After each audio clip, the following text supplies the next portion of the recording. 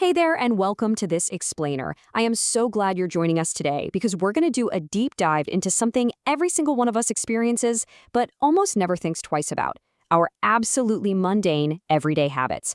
We're going to break down step by step how to perfectly curate exactly what you consume during your daily routine, and maybe more importantly, how you actually share that routine with everyone else. So I want you to take a second and honestly reflect. Think about your morning commute, how you make your coffee, or, how you wind down at night.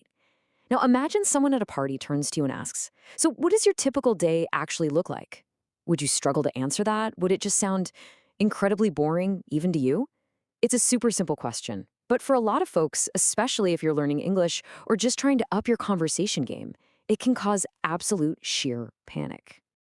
Okay, let's dive into our roadmap for today.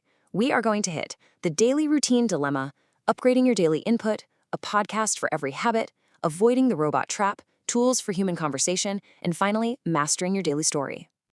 All right, kicking things off with section 1, the daily routine dilemma. Right off the bat, we've got to acknowledge a funny, kind of self-deprecating truth. Some of us can barely commit to brushing our teeth every day, let alone making our schedules sound captivating to someone else, right? Well, our sources shared this incredibly relatable story about a guy named Jake. Jake goes to an English conversation meetup, and when someone asks him to describe his typical day, he just completely freezes. Then he blurts out this flat, mechanical list. I wake up, I eat breakfast, I go to work. I mean, he sounded literally like a robot reading a manufacturing schedule. And here's the kicker. Jake actually knew hundreds of vocabulary words and had memorized all these complex grammar rules. But those strict rules, they entirely stripped away his human personality. We really want to help you go from being robot Jake to human Jake, someone who adds simple, vivid details. But hey, before we can fix what you put out, we need to fix what you take in. Which brings us right to section 2, upgrading your daily input. Listen, if your daily routine is feeling a bit dull, one of the absolute fastest ways to inject some life into it is by feeding yourself high-quality input during that morning scramble or your daily drive. Mashable puts this brilliantly, calling the daily audio show the ultimate weekday companion. They describe it as a literal lifeline in the time warp of our modern existence. And it's so true. Even if a show isn't 100% polished, it's always there for you, rain or shine. It becomes this reliable, comforting anchor in your day. Let's move right into section 3, a podcast for every habit. It is honestly so exciting to see the massive variety of daily content we have at our fingertips right now. You can literally map your specific, everyday habits to totally different audio genres.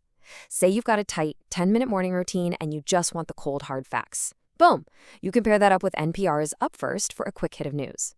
Or maybe it's the evening, you're finally winding down, and you just desperately need some pure escapism. You can throw on something like The Daily Witch and take a magical little break while you brew some tea. It's really all about matching the rhythm of your input to the actual rhythm of your day. And just look at these surprising, super specific examples. You've got The Daily Zeitgeist, which dives headfirst into internet culture and the, let's be real, monstrosities of trash fast food. Then there's Poem a Day, giving you 2 to 5 minutes of just brilliant verse, really elevating marginalized voices. And The Writer's Almanac is like a quick teleportation machine right into the past. I mean, you can practically hear the host's old school handlebar mustache. I absolutely love these examples because they prove your daily input doesn't have to be some generic dry news feed. It can be incredibly tailored, wildly fascinating, and totally you. All right, transitioning now to section 4, avoiding the robot trap. So you've got your daily routine packed with all this fascinating input. Fantastic. But how do you actually talk about it without sounding like a machine? How do you take all that rich, interesting life experience and translate it into a genuinely engaging conversation? Well, here's the crux of the problem. Textbooks and traditional learning lean so heavily on tenses and rigid vocabulary rules.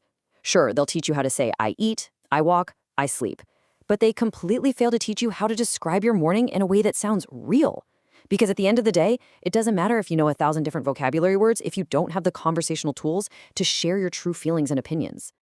Let's fix that in section 5, tools for human conversation. We're going to look at the exact language tools that will transform your flat schedule into a compelling story. First up, time markers. Things like first thing in the morning, around noon, by the evening, or before bed. These aren't just throwaway phrases, you guys. They are the actual skeleton of your story. They act like signposts, effortlessly guiding your listener through the natural flow of your day.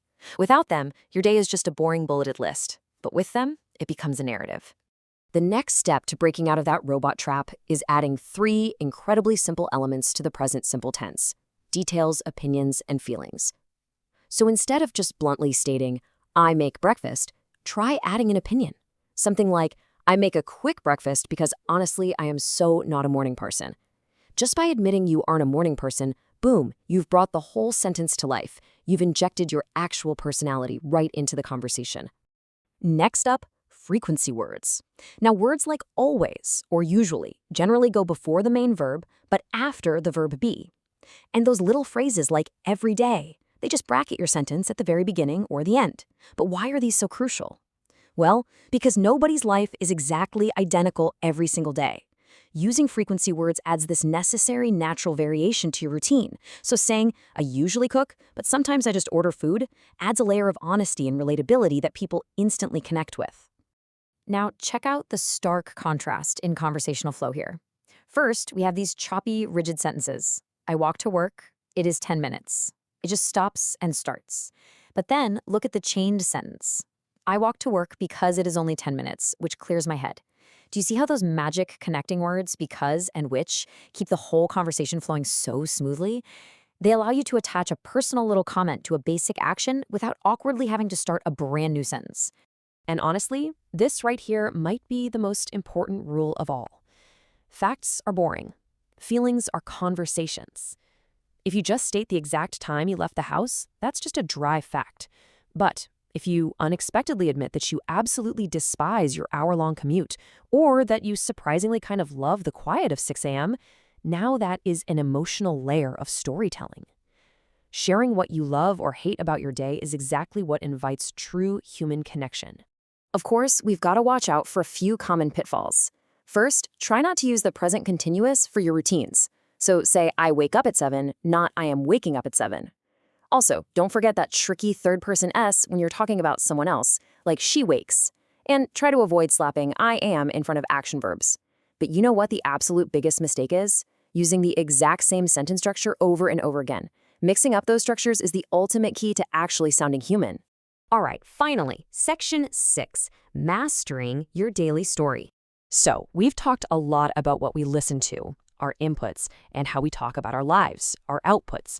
But the real takeaway here, you already live an interesting life.